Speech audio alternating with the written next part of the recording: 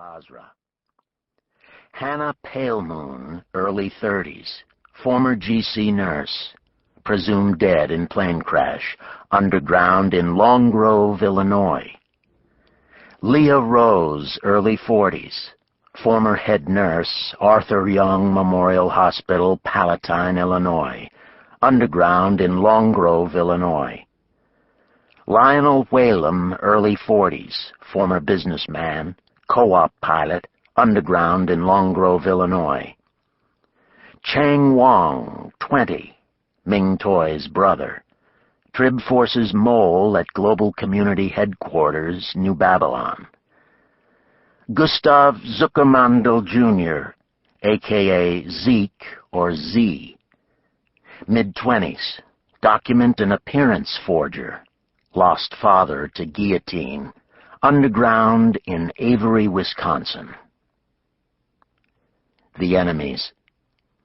Nicolae Gedi Carpathia, late 30s, former President of Romania, former Secretary General, United Nations, self-appointed global community potentate, assassinated in Jerusalem, resurrected at GC Palace Complex, New Babylon.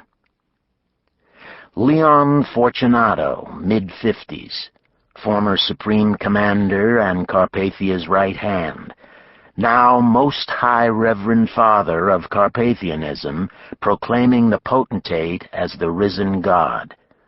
GC Palace, New Babylon. Viv Ivans, late 60s, lifelong friend of Carpathia, GC operative, GC Palace, New Babylon. Suhail Akbar, mid-40s, Carpathia's Chief of Security and Intelligence, GC Palace, New Babylon. Prologue, from The Remnant. For the first time in a long time, Nicolae Carpathia said, we play on an even field. The waterways are healing themselves, and we have rebuilding to do in the infrastructure. Let us work at getting all our loyal citizens back onto the same page with us. Director Akbar and I have some special surprises in store for dissidents on various levels. We are back in business, people. It is time to recoup our losses and start delivering a few. The new mood lasted 3 days. Then the lights went out. Literally, everything went dark. Not just the sun, but the moon also, the stars, street lamps, electric lights, car lights. Anything anywhere that ever emitted light was now dark. No keypads on telephones, no flashlights, nothing iridescent, nothing glow-in-the-dark. Emergency lights, exit signs, fire signs, alarm signs, everything. Pitch black. The cliché of not being able to see one's hand in front of one's face? Now true. It mattered not what time of day it was, people could see nothing. Not their clocks, watches, not even fire, matches, gas grills, electric grills. It was as if the light had done worse than gone out. Any vestige of it had been sucked from the universe. People screamed in terror, finding this the worst nightmare of their lives, and they had many to choose from. They were blind, completely, utterly, totally, wholly unable to see anything but blackness 24 hours a day. They felt their way around the palace. They pushed their way outdoors. They tried every light and every switch they could remember. They called out to each other to see if it was just them or if everyone had the same problem. Find a candle, rub 2 sticks together, shuffle on the carpet and create static electricity. Do anything, something to allow some vestige of a shadow, a hint, a sliver. All to no avail. Chang wanted to laugh. He wanted to howl from his gut. He wished he could tell everyone everywhere that once again God had meted out a curse, a judgment upon the earth that affected only those who bore the mark of the beast. Chang could see. It was different. He didn't see lights either. He simply saw everything in sepia tone, as if someone had turned down the wattage on a chandelier. He saw whatever he needed to, including his computer and screen and watch and quarters, his food, his sink, his stove, everything. Best of all, he could tiptoe around the palace in his rubber-soled shoes, weaving between his co-workers as they felt their way along. Within hours, though, something even stranger happened. People were not starving or dying of thirst. They were able to feel their way to food and drink, but they could not work. There was nothing to discuss, nothing to talk about but the cursed darkness, and for some reason they also began to feel pain. They itched, and so they scratched. They ached, and so they rubbed. They cried out and scratched and rubbed some more. For many, the pain grew so intense that all they could do was bend down and feel the ground to make sure there was no hole or stairwell to fall into, and then collapse in a heap, writhing, scratching, seeking relief. The longer it went, the worse it got, and now people swore and cursed God and chewed their tongues. They crawled about the corridors looking for weapons, pleading with friends or even strangers to kill them. Many killed themselves. The entire complex became an asylum of screams and moans and guttural wails as these people became convinced that this, finally, was it, the end of the world. But no such luck. Unless they had the wherewithal, the guts to do themselves in, they merely suffered. Worse by the hour, increasingly bad by the day. This went on and on and on, and in the middle of it, Chang came up with the most brilliant idea of his life. If ever there was a perfect time for him to escape, it was now. He would contact Rayford or Mac, anyone willing and able and available to come and get him. It had to be that the rest of the Tribulation Force, in fact all of the sealed and marked believers in the world, had the same benefit he did. Someone would be able to fly a jet and land it right there in New Babylon, and GC personnel would have to run for cover, having no idea who could do such a thing in the utter darkness. As long as no one spoke, they could not be identified.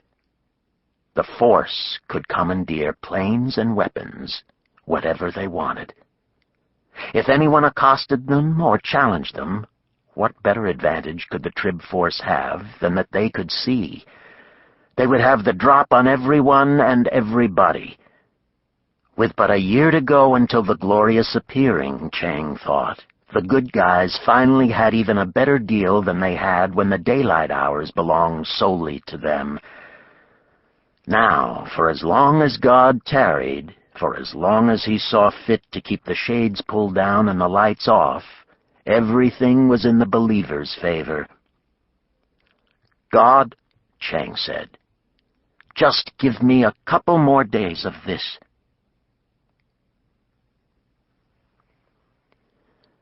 Chapter 1. For the first time since takeoff, Rayford Steele had second thoughts about his and Abdullah Smith's passenger. "We shouldn't have brought her, Smitty," he said. He stole a glance at Abdullah behind the controls. The Jordanian shook his head. "That's on you, Captain, I'm sorry to say. I tried to tell you how important she was to Petra." The darkness enveloping only New Babylon, but visible from more than 100 miles, was unlike anything Rayford had ever seen. By the time Abdullah initiated the descent of the Gulf Stream 9 toward Iraq, the clock read 1200 hours, palace time. Normally the magnificent structures of the New World capital gleamed stunningly in the noonday sun. Now a stark and isolated column of blackness rose from New Babylon's expansive borders into the cloudless heavens as high as the eye could see. Chang Wang was Rayford's mole inside the palace. Trusting the young man's assurances that they would be able to see where others could not, Rayford traded glances with Abdullah as he guided the craft into the dark from the whiteness reflecting off the desert sand. Abdullah flipped on his landing lights. Rayford squinted. "Do we need an ILS approach?" "Instrument landing system?" Abdullah said. "Don't think so, Captain. I can see enough to fly." Rayford compared the freakish darkness to the beautiful day they had left in Petra. He peeked over his shoulder at the young woman whom he expected to look afraid. She didn't. "We can still turn back," he said. "Your father looked reluctant when we boarded." "That was probably for your benefit," Naomi Tiberius said. "He knows I'll be fine." The teenage computer whiz's humor and self-confidence were legendary. She seemed shy and self-conscious around adults until she got to know them. Then she interacted like a peer. Rayford knew she had brought Abdullah up to speed in computer savvy, and she had been in nearly constant touch with Chang since the lights went out in New Babylon. "Why is it dark only here?" Naomi said. "It's so strange." "I don't know," Rayford said. "The prophecy says it affects the throne of the beast, and his kingdom became full of darkness. That's all we know." Rayford's every visit to Petra had found Naomi growing in influence and responsibility among the remnant. She had emerged early as a technological prodigy, and as she taught others, Naomi had become the de facto head of the vast computer center. Quickly rising from go-to person to the one in charge, she'd finally become the teacher who taught teachers. The center that had been designed by Chang's predecessor, the late David Hasid, was now the hub that kept Petra in touch with more than 1 billion souls every day. Thousands of computers allowed that many mentors to keep up with Zion Ben-Judah's universal cyber audience.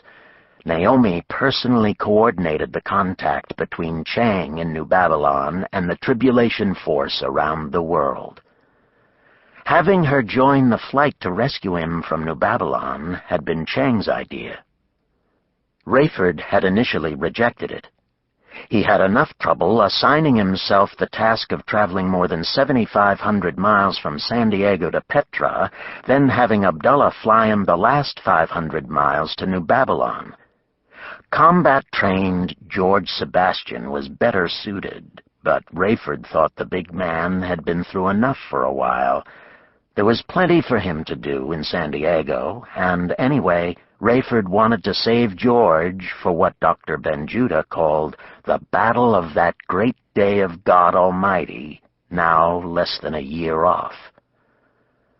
Mac McCullum and Albee, stationed in Al-Basra, little more than 200 miles south of New Babylon, stood ready.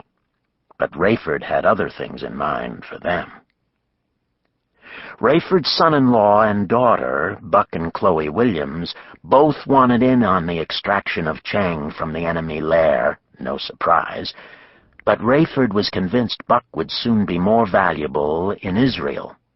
As for Chloe, the International Commodity Co-op always suffered when she was away, and somebody had to be there for little Kenny. "Store and grab all the equipment you need while I'm en route, Chang," Rayford had said, the phone tucked between his shoulder and ear as he packed. "Smitty and I will come get you in a couple of days." Chang had explained that the job was too big and that he and Naomi working together could get him out of there that much faster. "I don't want to miss a thing. She can help. I want to be able to monitor this place from anywhere." "Don't worry," Rayford said. "You'll get to see her face-to-face soon enough." "I don't know what you're talking about." "Her father is one of the Petra elders, you know." "So?" "Only the two of them are left in the family. He's very protective." "We both have too much work to do." "Uh-huh." "I'm not kidding, Captain Steele. Please bring her along. It's not like I haven't seen her on screen already. So, what do you think?